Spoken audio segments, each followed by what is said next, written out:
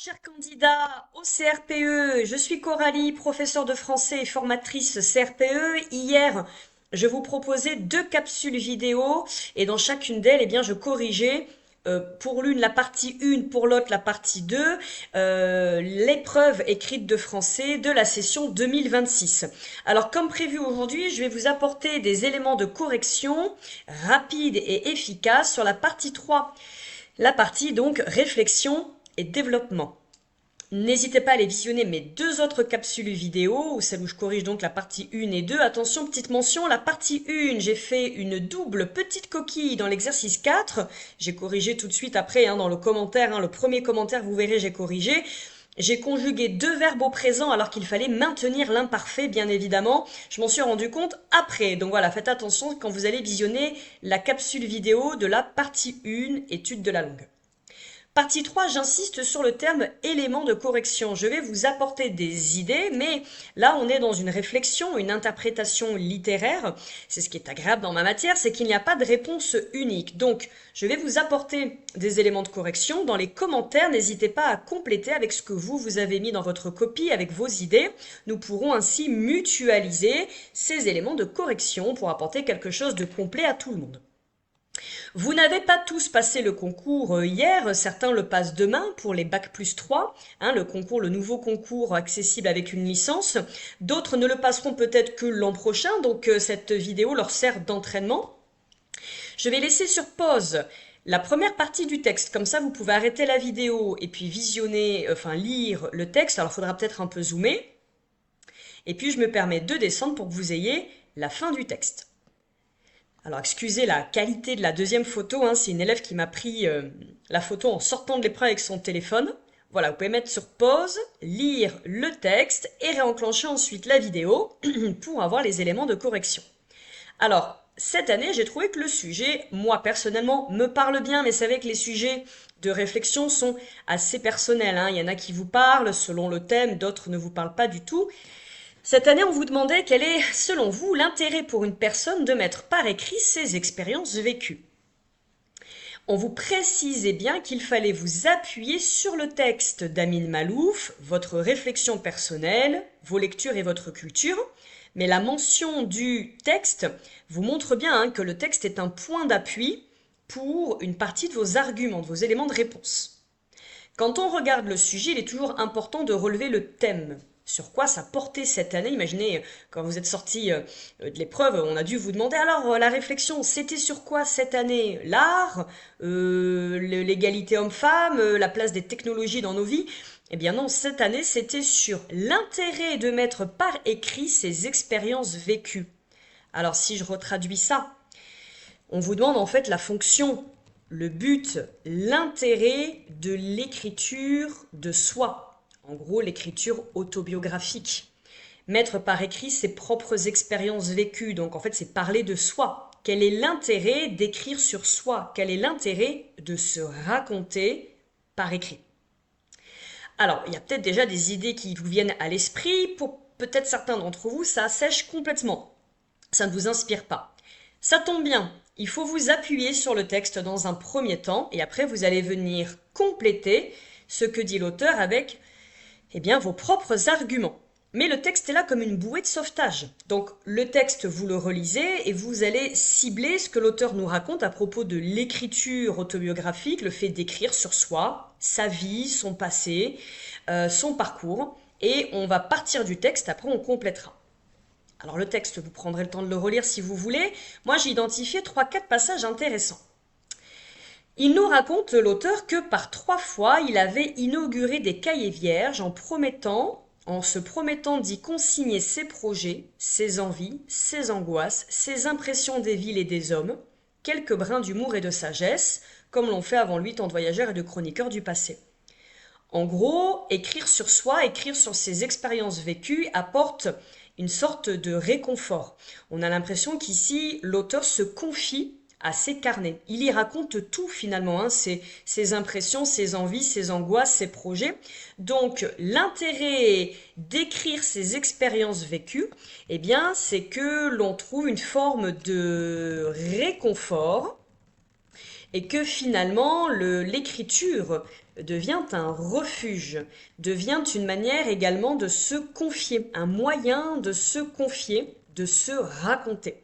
Raconter ce qu'on vit, raconter ce dont on a envie, raconter ce qu'on a fait de sa journée, comme une sorte de journal intime, en quelque sorte, hein, une sorte de journal intime. Voilà ce que nous dit d'abord l'auteur. Alors cet argument, vous êtes peut-être passé à côté, c'est pas grave, hein, il y a d'autres choses encore à exploiter dans le texte. Euh, il nous dit notamment qu'il s'était appliqué à rendre compte de tout ce qui lui arrivait. Alors oui, l'intérêt d'écrire sur ses expériences vécues, c'est que finalement, nos carnets d'écriture, l'écriture en général, l'écriture sur soi, va devenir en fait un véritable témoin. Hein, c'est un témoignage de notre vie. Pardon, excuse-moi, je me remets d'une grippe qui n'est pas tout à fait guérie. C'est le témoignage de notre vie, l'écriture sur soi. Ça permet finalement de ne pas oublier. Ça, il le mentionne aussi un petit peu plus bas dans le texte, on va voir. Quand il dit « je consigne tout ce qui m'arrivait », alors c'est aussi pour montrer le côté au jour le jour, j'écris tout ce qui m'arrive, comme un fidèle témoin. L'écriture est un témoin des expériences vécues par l'auteur. Et ça permet aussi finalement de ne pas oublier. Finalement, on va rendre immortels les souvenirs. Ben oui, parce qu'on les consigne dans un cahier, donc en fait, on peut toujours se replonger dans la lecture de ce qu'on a écrit et nos souvenirs ne meurent jamais. Voilà ce qu'on pouvait aussi donner comme argument. Ça, il le dit un petit peu plus bas, hein, l'idée que finalement, quand on écrit sur soi, c'est pour ne pas oublier ce qu'on a vécu, pour ne pas oublier nos souvenirs, mais aussi pour ne pas qu'on nous oublie nous. Ça, il le dit quand il raconte qu'il jette dans les flammes des vieux cahiers et qu'il pense à la personne qui a écrit ce livre et il se dit c'était peut-être toute sa vie et l'unique trace de son passage. Finalement, écrire sur ses expériences vécues, écrire sur soi, c'est laisser une trace de soi derrière nous-mêmes, voilà, laisser une trace de nous-mêmes derrière nous. C'est un peu redondant, mais vous voyez l'idée derrière nous. C'est finalement perpétuer notre existence, le souvenir de notre passage sur Terre. Voilà, je crois que c'est à peu près tout ce que disait l'auteur. Après, il y a un moment aussi qu'il a vraiment besoin d'écrire pour vider son sac. Alors, on le dirait un peu plus élégamment dans une copie, mais il dit la mort, ma mort, quelle importance peut-elle avoir, etc. Mon esprit est si perturbé ce matin, mais il faut pourtant que j'écrive. Un peu comme si la réflexion sur la mort, donnait envie à l'auteur d'écrire, parce que finalement, écrire, c'est ne jamais vraiment totalement mourir. Comme je viens de le dire, en fait, finalement, écrire sur soi, c'est se rendre soi-même immortel. On laisse une trace de nous derrière nous, et donc on perpétue le souvenir de notre personne, on perpétue même notre propre existence. On pouvait voir aussi dans cette phrase que écrire permet de se décharger d'une certaine émotion, de certaines angoisses. Finalement, écrire sur soi, ça a aussi pour but, pour fonction, une fonction thérapeutique. Hein. Il y a un côté vraiment thérapeutique dans l'écriture sur soi. On cherche également à se comprendre. On cherche aussi peut-être à se guérir, peut-être à se décharger de certaines émotions, de certains traumatismes. Peut-être que certains d'entre vous, vous aviez pensé à cet argument. Ensuite, vous pouviez venir compléter avec des idées à vous.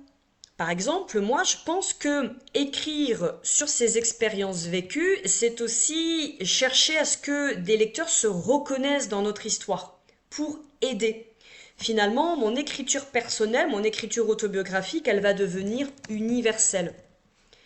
On va chercher à partager une expérience, alors bonne ou moins bonne, hein, mais en tout cas, on va chercher à partager une expérience pour peut-être aider d'autres personnes qui l'ont aussi vécu, cette expérience. Peut-être pour que nos lecteurs se reconnaissent en nous et que on leur partager aussi, je viens de le dire, partager notre expérience et ce qu'on a tiré de celle-ci comme leçon. Oui, partager une leçon. Faire en sorte que peut-être mon témoignage, l'écriture que je fais sur ma propre vie serve à d'autres personnes. Voilà à quoi je pensais.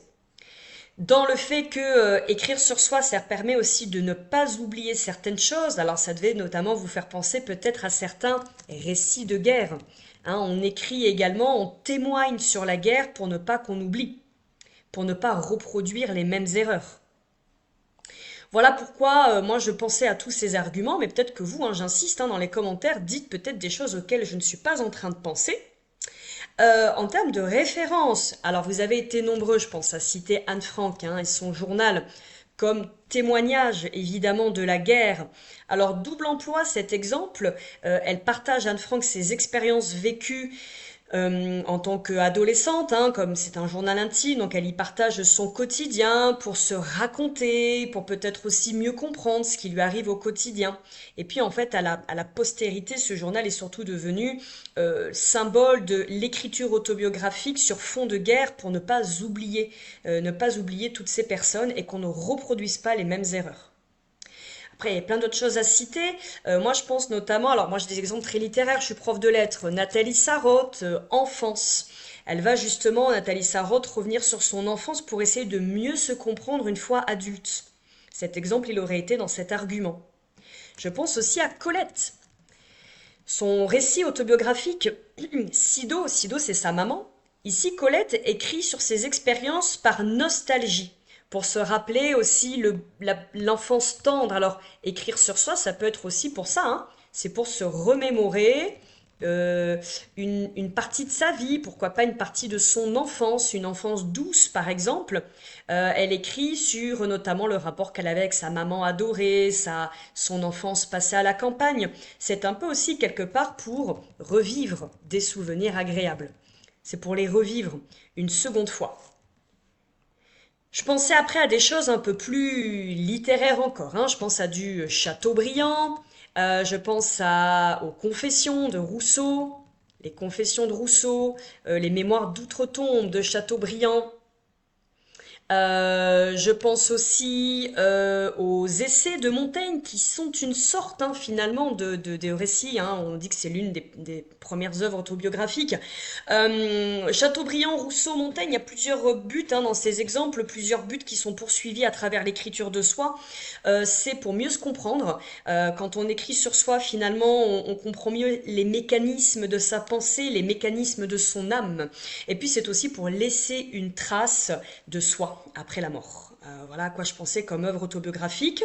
Je pense aussi à des œuvres plus engagées. Moi, Malala, de Malala Yousafzai, cette jeune Pakistanaise très engagée qui maintenant habite en Angleterre et qui défend le droit à la scolarisation des petits garçons et des petites filles partout dans le monde. Je pense à Gaël Faye avec Petit Pays. Pareil, hein, c'est une écriture autobiographique qui parle de la guerre au Burundi, du massacre, du génocide au Rwanda. Malala, elle, il y a un côté Yousafzai, comme ça. Il y a un côté chez Malala, littérature engagée. On écrit sur soi, comme je vous l'ai dit là, hein, pour qu'on n'oublie pas, ou peut-être aussi pour que d'autres personnes se reconnaissent dans notre témoignage, et puis pour faire avancer les choses. Finalement, l'expérience personnelle a une utilité publique. Vous voyez, ça, c'est un argument un peu plus profond, donc on l'aurait mis en fin d'argumentation. Mais l'écriture de soi, finalement, sert la cause publique. Voilà comment on aurait pu le dire. Et là, je pensais à Malala Yousafzai. Bon, voilà, laissez en commentaire, en tout cas, vos différentes idées. Votre développement devait contenir une intro, une conclusion, hein. J'imagine que ça, vous ne l'apprenez pas. Votre développement pouvait faire deux axes de deux sous-parties ou trois, c'est encore mieux, mais deux ça peut être très très bien aussi, hein, vous inquiétez pas, si vous avez fait deux ça peut être excellent. Parfois il vaut mieux de la qualité plutôt que de la quantité. Et puis n'hésitez pas à partager, voilà, en commentaire vos retours, vos exemples et puis vos arguments. Bon courage à tous pour la suite et on se tient au courant via les réseaux. Bonne journée à tous.